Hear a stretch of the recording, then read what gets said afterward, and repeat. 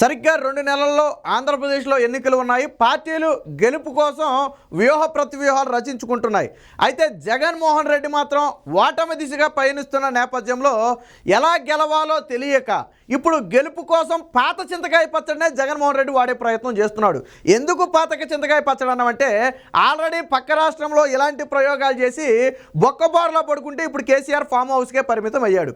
కానీ అయినా జగన్మోహన్ రెడ్డికి బుద్ధి రాలేదు కావచ్చు, మళ్ళీ అదే స్ట్రాటజీని ఏపీలో అమలు చేసే ప్రయత్నం చేస్తున్నాడు. ఆల్రెడీ తెలంగాణ ప్రజలు ఇలాంటివన్నీ తిరస్కరించారు. ఏపీ ప్రజలు తిరస్కరించరు అనుకున్నాడేమో తెలియదు, కానీ అదే స్ట్రాటజీలు ఏపీలో వాడే ప్రయత్నం చేస్తున్నాడు. గతంలో మీరు ఒక సాంగులు చూసుంటారు చూడండి, కలవకుంట్ల అని చెప్పి ఒక సాంగ్ని కొంతమంది సెలబ్రిటీలతో ఇన్స్టాగ్రామ్ రీల్స్తోనూ అలాగే యూట్యూబ్లోనూ చేయించి పాపులారిటీ చేసే ప్రయత్నం చేశారు. అంటే బీఆర్ఎస్ ప్రభుత్వం మంచి చేసిందని చెప్పి ఇన్స్టాగ్రామ్ ఇన్ఫ్లుయెన్సర్ అలాగే యూట్యూబ్ ఇన్ఫ్లుయెన్సర్ ద్వారా ప్రభావితం చేసే ప్రయత్నం చేశారు. ఆ సాంగ్కి డ్యాన్సులు కూడా వేయించారు. అందులో సురేఖ కుమార్తె కూడా, సెలబ్రిటీ సురేఖ కుమార్తె కూడా ఆ సాంగ్కి డ్యాన్స్ చేసింది. తర్వాత గెలిచిన తర్వాత ఈ వీడియోలన్నీ వాళ్ళు డిలీట్ చేసుకున్నారు అనుకోండి, అది వేరే విషయం. తర్వాత ఏమైంది, అలాగే చేశారు. కానీ ప్రజలు నమ్మారా? నమ్మలేదు. కళ్ళ ముందు కనపడేది నమ్ముతారు, కానీ మనం ఇలా డబ్బా కొట్టుకుంటే ఎందుకు నమ్ముతారు? నమ్మలేదు. అయిపోయింది. ఇప్పుడు అదే స్ట్రాటజీని తీసుకొచ్చి జగన్మోహన్ రెడ్డి ఏపీలో పెట్టాడు. ఏపీలో ఎవరైతే ఇన్స్టాగ్రామ్స్లో కొంచెం పాపులారిటీ ఉన్నారో, ఫాలోవర్స్ ఎక్కువ మంది ఉన్నారో వారందరినీ ఉపయోగించుకుని ఇప్పుడు జగన్ ప్రభుత్వం మీద ప్రచారం చేయించుకుంటున్నాడు. విచిత్రం ఏంటంటే వీళ్ళంతా ఏపీలో ఉండేవాళ్ళు అయితే బాగానే ఉండు, కానీ వీళ్ళు ఏ ఒక్కరూ ఏపీలో ఉండేవాళ్ళు కాదు. బ్రతుకు తెరువు కోసం హైదరాబాద్ వెళ్ళిపోయిన వాళ్ళు. అందులో సిరి హనుమంత్ అనే బిగ్ బాస్లో మీ అందరికీ తెలుసు, అలాగే చిన్న చిన్న సినిమాల్లో కూడా నటించింది. తర్వాత అవకాశాలు లేవు. మరి అవకాశాలు లేనప్పుడు బ్రతుకు తెరువు కోసం ఏదో ఒకటి చేయాలి కాబట్టి సరే వాళ్ళు ఇచ్చే డబ్బులు కక్కుర్తిపడి వీడియోలు చేశారనుకోండి. కాకపోతే అది రాష్ట్రానికి మీరు చేస్తున్న ద్రోహం. మీరు అనుకుంటున్నారు మాకేదో డబ్బులు ఇచ్చారు మేము వీడియో చేసామనుకుంటున్నారు, కానీ మీరు మిగతా దేనికైనా చేసుకోండి, తప్పులేదు. బట్ ఇక్కడ ఒక వ్యక్తికి మీరు ఈ విధంగా ప్రచారం చేసి చేతగాని ఒక అసమర్థుడిని రేపొద్దున ముఖ్యమంత్రిని చేస్తే ఏం జరుగుతుంది అనేది ఆల్రెడీ 5 ఏళ్లలో చూస్తూనే ఉన్నారు ప్రజలు. మరొకసారి అలాంటి వ్యక్తిని సపోర్ట్ చేస్తే రేపటి రోజున ఆంధ్రప్రదేశ్ మ్యాప్, ఇండియా మ్యాప్లో ఆంధ్రప్రదేశ్ అనేది లేకుండా కనుమరుగైపోయే పరిస్థితి. పక్క రాష్ట్రాలకు అమ్మేసినా అమ్మేస్తాడు. అలాంటి పరిస్థితి ఉన్న వ్యక్తికి ఈరోజు మీరు ప్రచారం చేస్తున్నారు. మీరేదో మహా ఇస్తే నాకు తెలిసి వీడియోకి 20,000 ఇచ్చే 25,000 ఇచ్చే అంతకు మించి ఇస్తారా? దానికోసం మీరు కొక్కుర్తుపడి ఎవరికి సపోర్ట్ చేస్తున్నారు? మీరు ఎప్పుడైనా ఏపీలో అడుగు పెట్టారా? ఏపీలో పరిస్థితులు మీరు ఎప్పుడైనా చూసారా? చూడలేదు కదా. మీరు లెగిసింది మొదలు మీ బ్రతుకంతా కూడా హైదరాబాద్లోనే. అలాంటి మీరు ఏపీలో ఏం బాగుందని చెప్పి మీరు ప్రచారం చేస్తున్నారు. మీరు నిజంగా డబ్బులు సంపాదించాలంటే చాలా రకాల యాడ్లు చేసుకోవచ్చు, తప్పులేదు. కానీ ఇక్కడ ఒక అసమర్థ ముఖ్యమంత్రికి మీరు సపోర్ట్ చేస్తున్నారు. రేపటి రోజున రాష్ట్రాన్ని అంధకారంలో నెట్టడానికి ఈరోజు మీ వంతు సాయం చేస్తున్నారన్న విషయాన్ని మీరందరూ గమనించాలి. ఎందుకంటే మీరు డబ్బుల కోసం చేస్తున్న విషయం నాకు తెలుసు. ఖచ్చితంగా డబ్బులు ఇస్తున్నారు కాబట్టి మీరు చేస్తున్నారు. మీరు కక్ష ఉందా లేదనేది తర్వాత సంగతి. కానీ సామాజిక స్పృహ ఉండాలి, రాష్ట్రం మీద కనీస బాధ్యత ఉండాలి. అరే చిన్నపిల్లలకి మనం కూడా చెప్తాం కదా, రాష్ట్రాన్ని అభివృద్ధి చేసేవాడిని ముఖ్యమంత్రిగా ఎన్నుకోవాలి, అవినీతి చేయని వాడిని ముఖ్యమంత్రిగా ఎన్నుకోవాలి, మనం డెవలప్ అవ్వాలంటే అక్కడ సమర్థవంతమైన వ్యక్తి ఉండాలని చెప్పి మనం చిన్నపిల్లలకు పాఠాల్లో కూడా చెప్తాం. ఆ మాత్రం ఇంక జ్ఞానం మీకు లేకుండా పోయిందా? ఎందుకు మరి ఇలాంటి ప్రయత్నం చేస్తున్నారు?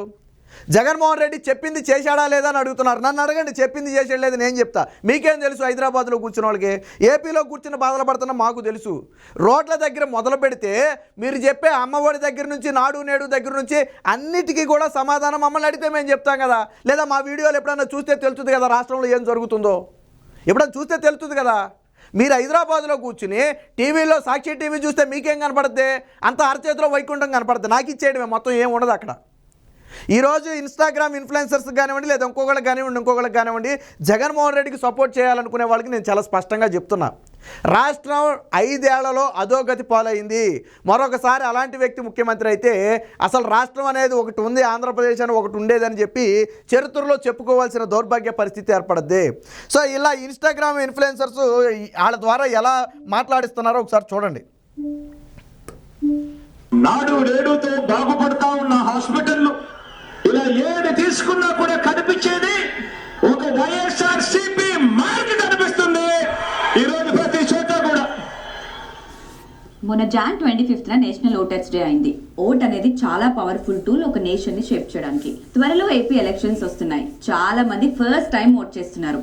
ఇందాక నేను ఏపీ సీఎం జగన్మోహన్ రెడ్డి గారి సిద్ధం స్పీచ్ విన్నాను. సో నేను కొన్ని క్వశ్చన్స్ అడుగుదాం అనుకుంటున్నాను. నాడు నేడు వీళ్ళంతా అభివృద్ధి చూసి మాట్లాడేవాళ్ళు కాదు, జగన్మోహన్ రెడ్డి స్పీచ్ చూసి మాట్లాడేవాళ్ళు. నేను ఆంధ్రప్రదేశ్లో చూశాను వెళ్ళానని ఏమీ చెప్పలా. చెప్పిందా సిరి హనుమంతు? నేను ఆంధ్రప్రదేశ్లో పరిస్థితులు చూశాను, అక్కడ సక్రమంగా ఉన్నాయని చెప్పిందంటే చెప్పలా. జగన్మోహన్ రెడ్డి మాటల్లో ఉందంట. జగన్మోహన్ రెడ్డి అనే వ్యక్తి లెగిస్తే మాట్లాడే పచ్చి అబద్ధాలు.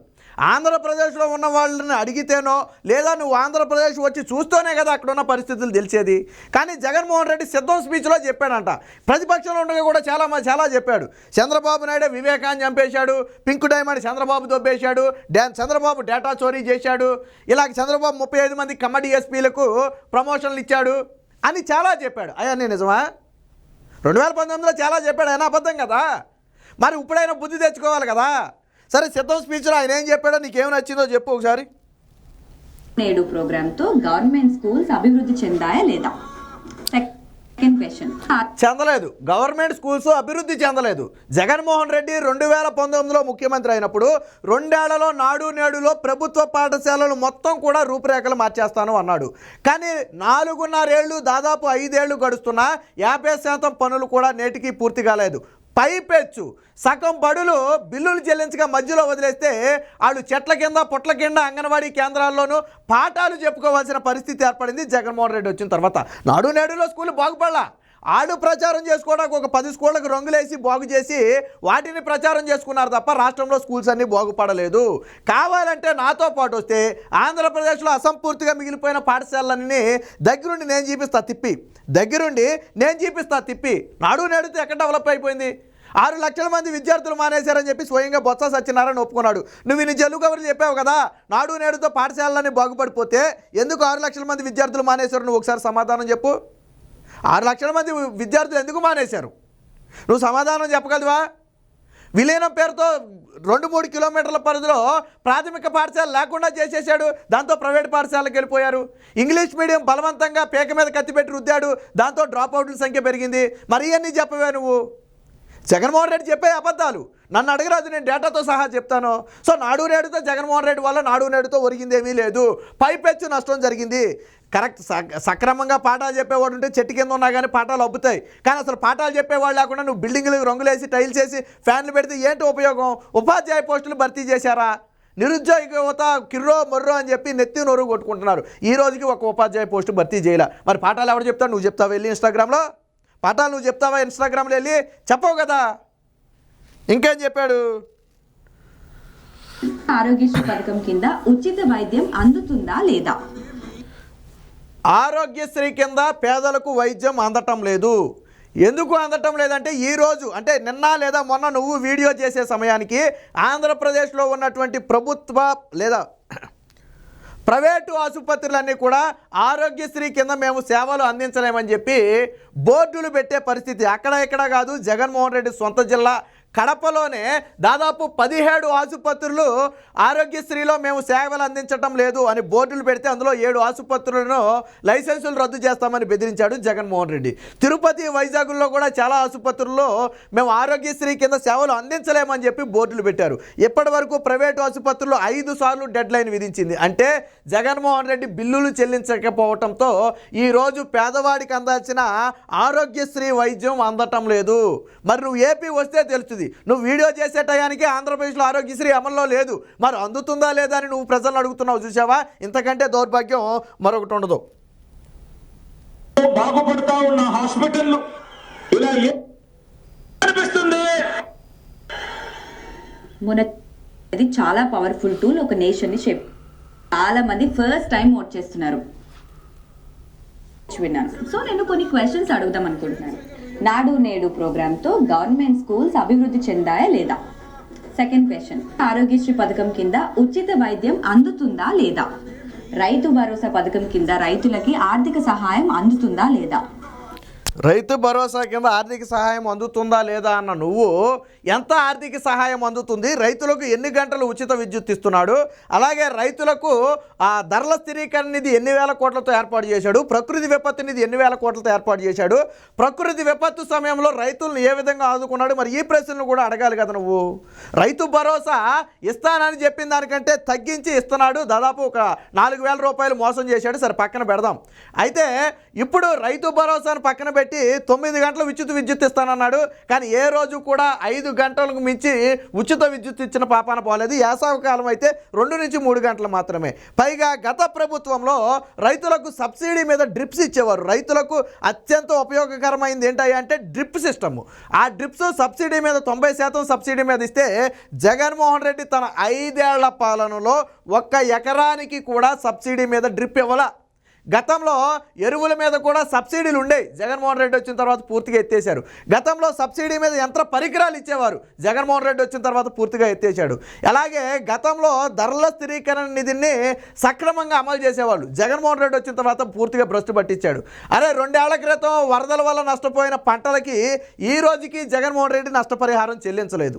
నిన్నగాక మొన్న వచ్చిన వరదలకి నష్టపరిహారం ఈ రోజుకి చెల్లించలేదు. మరి రైతులకు ఒక రైతు భరోసా ఇచ్చినంత మాత్రాన రైతులంతా డెవలప్ చెందుతారా? రైతు భరోసాలో కూడా కేంద్రం సపోర్ట్ లేకుండానే జగన్మోహన్ రెడ్డి ఇస్తానన్నాడు. 12,500 ఇస్తానన్నాడు. కేంద్రం ఇచ్చే 6,000తో కలిపి 18,500 ఇవ్వాలి. కానీ ఇప్పుడు ఎంత ఇస్తున్నాడు? 13,500 ఇస్తున్నాడు. అందులో కూడా ఒక 5,000 రూపాయలు జగన్మోహన్ రెడ్డి మోసం చేశాడు. మరి ఆ మోసం గురించి మాట్లాడాలి కదా.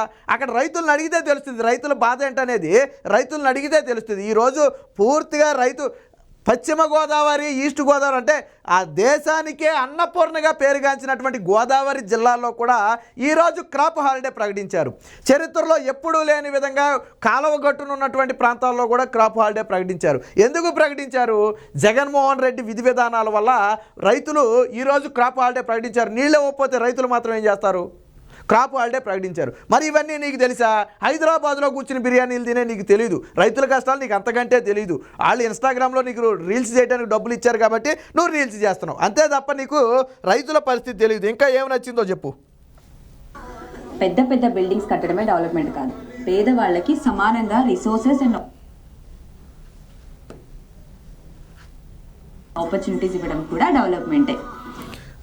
ఇదేం చెప్తుందంటే సిరి హనుమంత్ ఏం చెప్తుందంటే బిల్డింగులు కట్టడం డెవలప్మెంట్ కాదంట. బిల్డింగులు కట్టడం కాదంట. ఒక 5 రూపాయలు 10 రూపాయలు వాళ్ళ చేతిలో వేసేస్తే అదే డెవలప్మెంట్ అంట. అదే చెబుతుంది. అంటే బిల్డింగులు కట్టడం డెవలప్మెంట్ కాదు, రోడ్లు వేయటం డెవలప్మెంట్ కాదు, ఇండస్ట్రీలు తీసుకురావడం డెవలప్మెంట్ కాదు, యువతకు ఉపాధి కల్పించడం డెవలప్మెంట్ కాదు. కేవలం అప్పులు చేసి పప్పు బెల్లాలాగా పేద ప్రజల చేతిలో ఒక 10 రూపాయలు పెడితే అదే డెవలప్మెంట్ అని చెబుతుంది. మరి ఇలాంటి వాళ్ళని ఏం చేయాలి మనం? కనీస సామాజిక స్పృహ లేకుండా, కనీస బాధ్యత లేకుండా ఎంత దిగజారిపోయి రాష్ట్రం అక్కడ అధోగతి పాలైపోతుందేమో. ప్రజలు 1 కోట్ల మంది ప్రజలు, 4 కోట్ల మంది ప్రజలు, 5 కోట్ల మంది ప్రజలు 5 ఏళ్లుగా నరకయాతను అనుభవిస్తున్నారనే కనీస ఇంగిత జ్ఞానం లేకుండా ఏం చెప్తుంది ఈరోజు? ఇవన్నీ డెవలప్మెంట్ కాదంట, బిల్డింగులు డెవలప్మెంట్ కాదంట. మరి జగన్మోహన్ రెడ్డి సచివాలయంలో కూర్చుని ఎందుకు పాలిస్తాడు? చెట్టు కింద కూర్చుని పాలించవచ్చు కదా. చెట్టు కింద కూర్చుని పాలించవచ్చు కదా. మాట చెప్పొచ్చు కదా నువ్వు. ఎందుకు ఆ బిల్డింగ్లో కూర్చొని నువ్వు వచ్చి పూరు గుడిసెలో ఉండొచ్చు కదా. హైదరాబాద్లో పెద్ద పెద్ద బిల్డింగుల్లో నువ్వు ఉండడం ఎందుకు? నువ్వు వచ్చి పూరు గుడిసెలో ఉండొచ్చు కదా. అంటే జగన్మోహన్ రెడ్డి బిల్డింగులు కట్టలేదని అయితే ఒప్పుకున్నాడు. ఇదంతా కూడా వాళ్ళు ఇచ్చిన స్క్రిప్టే. ఇందులో ఈ కల్పించి చెప్పిందని నేనైతే ఏమంటలేదు. బట్ మొత్తం స్క్రిప్ట్ అయినప్పటికీ కూడా మనం మనిషిమే కదా, నోటికి అన్నం తింటున్నాం కదా. కనీసం ఆలోచించాలా రాష్ట్రంలో ఏం జరుగుతుంది అనేది. అది నీతోనో లేదా ఇంకొక వ్యక్తితోనో పోయేది కాదు కదా. కోట్ల మంది ప్రయోజనాలకు సంబంధించిన విషయం గురించి మాట్లాడుతున్నావు నువ్వు. ఒక విషయం క్లారిటీ వచ్చింది. జగన్మోహన్ రెడ్డి బిల్డింగులు గట్ల ఇన్ని ప్రశ్నలు చేసావు కదా. నేను ఒక ప్రశ్న అడుగుతా, సమాధానం చెప్పు. రాష్ట్రానికి రాజధాని ఏది? అన్ని ప్రశ్నలు వద్దు, ఒకటే ప్రశ్న అడుగుతా నేను. మన రాష్ట్రానికి రాజధాని ఏది? జగన్మోహన్ రెడ్డి వచ్చిన తర్వాత ఎన్ని ఉద్యోగాలు రాష్ట్రానికి వచ్చాయి? జగన్మోహన్ రెడ్డి వచ్చిన తర్వాత ఎంతమందికి ఉద్యోగాలు ఇచ్చాడు? జగన్మోహన్ రెడ్డి వచ్చిన తర్వాత ఎన్ని వేల పెట్టుబడులు రాష్ట్రానికి వచ్చాయి? అసలు జగన్మోహన్ రెడ్డి గెలిచిన తర్వాత ఎన్నిసార్లు దావోస్ పెట్టుబడుల సదస్సుకు వెళ్ళాడు? వీటికి నువ్వు సమాధానం చెప్పగలదువా? ఆంధ్రప్రదేశ్లో ఒకసారి ఒక అరగంట రోడ్ల మీద తిరిగితే తెలుస్తుంది నీకు డెవలప్మెంట్ ఏంటనేది. నేను అందుకే చెప్పా, హైదరాబాద్లో కూర్చుని పెద్ద పెద్ద బిల్డింగుల్లో ఏసీలు వేసి కూర్చుని వీడియోలు చేసినంత మాత్రాన ఏముండదు. ఆంధ్రప్రదేశ్ వచ్చి కారు వేసుకుని వస్తావో, బండి వేసుకుని వస్తావో, నడిచి వస్తావో, వచ్చి ఒక అరగంట అటు ఇటు ఏ రోడ్డైనా ఎంచుకొని ఆంధ్రప్రదేశ్లో ఒక అరగంట అటు ఇటు తిరిగితే ఆంధ్రప్రదేశ్ పరిస్థితి ఏంటో అర్థమవుద్ది నీకు. కాబట్టి ఏసీ రూముల్లో ఉండి మాట్లాడటం కాదు. ఇంకా ఏంటో చెప్పాలనుకున్నావో చెప్పు. సో నేను ఓటేయడానికి సిద్ధం.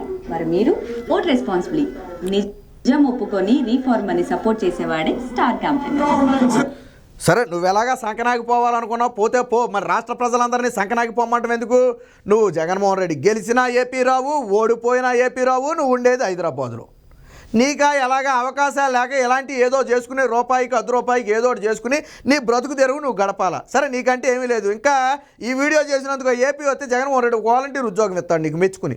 ఒక వాలంటీర్ నెలకు ఒక 5,000 అన్నది. ఎందుకంటే రేపు నుంచి మీకేమీ దిక్కు దివాణం ఉండదు కదా, మీ బ్రతుక్కి తినాలి కదా, తినాలంటే ఏదో ఒకటి ఉండాలి కదా. కాబట్టి ఏపీ వస్తే ఒక వాలంటీర్ ఉద్యోగం అన్నా ఇస్తాడు. కాబట్టి రీఫార్మర్ అంట చేసిన తప్పు రాష్ట్రాన్ని అగమ్య గోచరం చేసి అప్పుల పాలు చేసి రాష్ట్ర ప్రజలను కోలుకోలేకుండా దెబ్బతీసిన వ్యక్తిని మరొకసారి గెలిపించాలి అనటం ఇంతకంటే దౌర్భాగ్యం ఉండదు. వీళ్ళు ఒక్కళ్ళే కాదు, ఇలాంటి వాళ్ళు చాలామంది ఉన్నారు. కాకపోతే ఏంటంటే మనం 10, 20 సంఖ్యలు వీడియోలు ఉన్నాయి, అవన్నీ మనం ఏది చూపించలేం కాబట్టి ఉదాహరణ చెప్తున్నా. బట్ ఈ మాటలు ప్రతి ఒక్కరికి వర్తిస్తాయి. ఈ మాటలు ప్రతి ఒక్కరికి వర్తిస్తాయి. ఖచ్చితంగా జగన్మోహన్ రెడ్డి వచ్చిన తర్వాత ఆంధ్రప్రదేశ్ అగమ్య గోచరమైంది. మీరు నిజంగా జగన్మోహన్ రెడ్డి అభివృద్ధి గురించి వీడియో చేయాలంటే ఆంధ్రప్రదేశ్ వచ్చి చూసి నిజంగా అభివృద్ధి జరిగింది అంటే తీసి చూపించండి వీడియోలో అభివృద్ధి. అంతేగాని జగన్మోహన్ రెడ్డి సిద్ధం స్పీచ్లో నేను చెబుతుంటే విన్నాను కాబట్టి నేను ఓటేయాలి, నువ్వు సంకనాగిపో. మాకేంటి, నువ్వు సంకనాగిపోతే సంకనాగిపో. అంతేగాని రాష్ట్రం మొత్తాన్ని సంకనాగిపోమంటానికి నీకెక్కడ హక్కు ఉంది? కాబట్టి ఇలాంటి వీడియోలు చేసేవాళ్ళందరూ కూడా ఒళ్ళు దగ్గర పెట్టుకోండి. రేపటి రోజున పరిస్థితులు తారుమారైతే మీకు కూడా ఇబ్బందికర పరిస్థితులు వస్తాయి. ఎందుకంటే మీరు సపోర్ట్ చేసేది ఒక రాజకీయ నాయకుడికి. మీరు ఏ నాయకుడికి సపోర్ట్ చేయమని మేము చెప్పట్లా. లేదా ఉన్న వాస్తవాలను ఆధారాలతో సహా ప్రజల ముందు ఉంచండి. ఇప్పుడు నేను మాట్లాడిన ప్రతిదానికి ఆధారాలు ఉన్నాయి. కావాలంటే నా పాత వీడియోలోకి వెళ్ళి చూస్తే ఆధారాలు దొరుకుతాయి. కాబట్టి ఎప్పటికైనా బుద్ధి తెచ్చుకోండి. రాష్ట్ర ప్రజలు దాదాపుగా 4-5 కోట్ల మంది ప్రజలు నరకయాతన అనుభవిస్తున్నారు. ఎప్పుడు ఈ నరకం నుంచి బయటపడతామా, ఎప్పుడు ఎన్నికలు వస్తాయని చెప్పి ఎదురు చూస్తుంటే ఇప్పుడు మీరు వచ్చి మరొకసారి మీరు ఆ నరకంలోనే ఉండండి, బయటకు రావడం కుదరదని చెప్పే ప్రయత్నం చేస్తున్నారు. కాబట్టి ఇన్ఫ్లుయెన్సర్ వీడియోలు చేసే వాళ్ళందరికీ కూడా మేము గట్టిగా హెచ్చరించి చెప్పేది ఒకటే, మీ పని మీరు చేసుకోండి తప్ప ఇలా రాష్ట్రంలో జగన్మోహన్ రెడ్డిని సపోర్ట్ చేసి ఆయనకు ఓటు వేయమని అడిగితే మాత్రం తరువాత పరిస్థితులు తీవ్రంగా ఉంటాయి.